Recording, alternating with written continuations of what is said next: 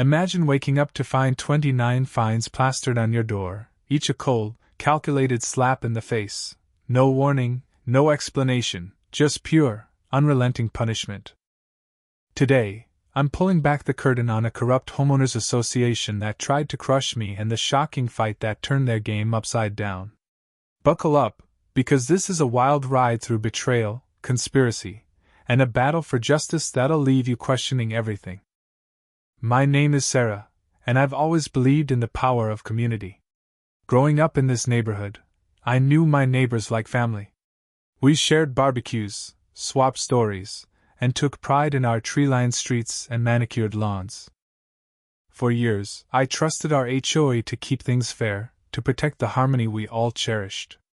I poured my heart into my home, thinking my efforts would be respected by a system built on integrity. But beneath the surface of our perfect suburb, something rotten was brewing. It started with small cracks in the facade. I noticed rules being enforced unevenly. Some neighbors got a pass for violations, while I was hounded for minor infractions. A slightly overgrown lawn. A warning. A mailbox not perfectly aligned. A fine. At first, I brushed it off as bureaucracy gone awry.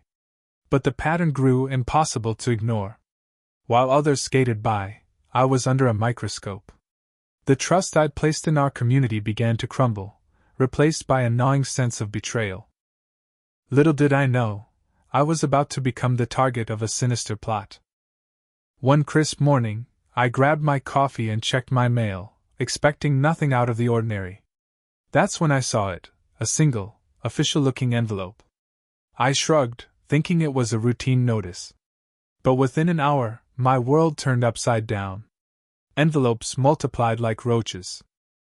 2 became 3, then 10, then 29. 29 fines, each one a dagger, accusing me of violations I'd never heard of. My hands shook as I spread them across my kitchen table, each ticket a mocking testament to an injustice I couldn't comprehend. The language was sterile, bureaucratic, but the cruelty was unmistakable. I felt ambushed, my home no longer a sanctuary but a battleground. Rage surged through me. How could this happen? I retraced every step, every moment, searching for a mistake. Nothing added up. I called neighbors, hoping for answers, but most avoided me, their eyes flickering with fear or pity. I was alone, singled out in a community that once felt like home. The fines weren't random, they were a coordinated attack, a deliberate attempt to break me. That night, as I sat in the dim glow of my living room, surrounded by those hateful tickets, I made a vow: I wouldn't let this stand. I'd fight back, no matter the cost. The next day, I became a detective in my own life. I pored over the fines, noting every detail, dates, times, alleged violations. None had warnings, none followed procedure. This wasn't incompetence, it was malice. I reached out to neighbors discreetly, and a few whispered their own stories of unexplained fines and selective enforcement. Their fear was palpable, but their words fueled my resolve. I dug deeper, combing through HOA records, recording calls, and documenting meetings. The manager, a domineering woman with a reputation for ruthless control, deflected my questions with smug condescension. Her vague, jargon-filled responses only confirmed my suspicions: she was hiding something. Then came the breakthrough that shattered everything.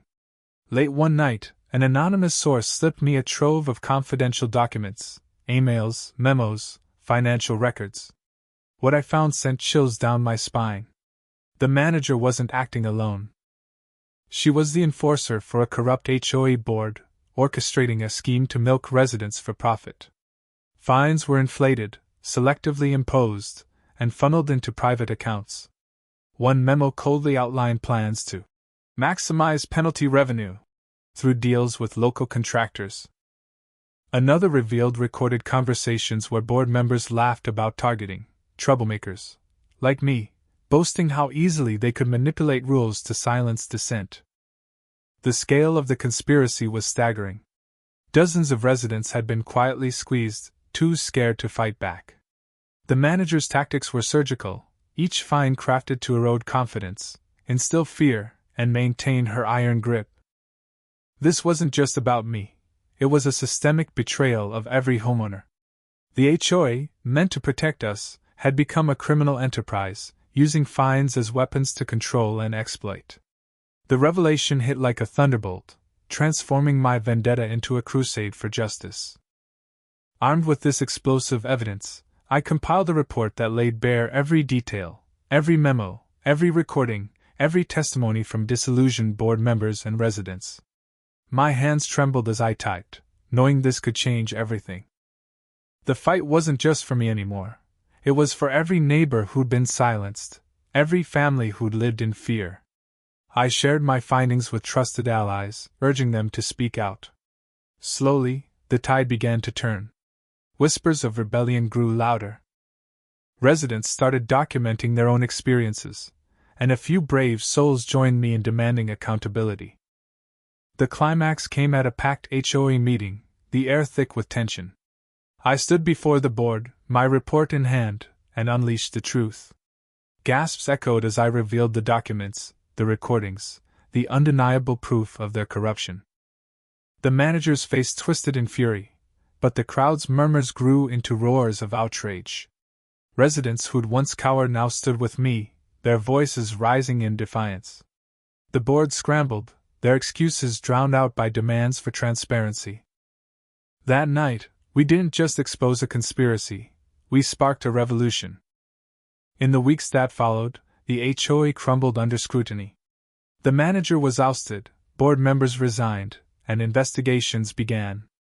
Our community, once fractured by fear, began to heal. We pushed for reforms, clear rules, fair enforcement, and a system that served residents, not exploiters. The fight wasn't easy, but it was worth it. My home, once a prison, became a sanctuary again. More importantly, we reclaimed the soul of our neighborhood. This isn't just my story, it's a warning. Corruption can hide behind any facade, even in the places we call home. I'm calling on you to act. If you've faced similar injustices, speak up. Share your story, document everything, and demand change. Together, we can dismantle systems that prey on the vulnerable and build communities rooted in fairness. Let's make this a turning point, not just for me, but for anyone who believes in justice. What do you think? Have you ever dealt with an HOA horror story? Drop your thoughts in the comments below and let's get this conversation going. And here's a spicy question to stir things up. Is it ever okay to play dirty, like pulling a prank or bending the rules, to fight back against an unfair system? Share your take, and let's see where this debate leads. Hit that like button, subscribe, and let's keep this fight for justice alive. The future of our communities depends on it.